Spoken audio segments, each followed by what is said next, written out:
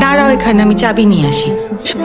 আরে মিঠি, এই যে তুই পড়ে গেলি, তাতে ঋষির কোনো হাত ছিল? কটা দিন জ্বরের জন্য আসতে পারিনি, তার মধ্যে এত কাণ্ড হয়ে গেল। ওই ছেলেটাই অপয়, আমি বলছি বৌদি তুমি শুনে রাখো। এই চুপ কর তো, চিনিস না জানিস না, যা মুখে আসবে বলে দেবে।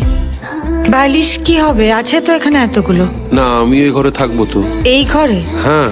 তোমার কি হয়েছে বলো তো? খাটের সাইজ দেখেছো? তাছাড়া মেয়েটা একা কিছু করতে পারবে না, জামা কাপড় ছাড়া বাথরুম যাওয়া সব তোমার সামনে করবে। আচ্ছা ঠিক আছে, আমাকে এখানে থাকতে না দাও, শিখে অন্তত বলো ওপরে আমার ঘরে গিয়ে থাকতে, আমি ওর ঘরে থাকি। বেশ, দাও মিঠিকে খাটে তুলে দাও।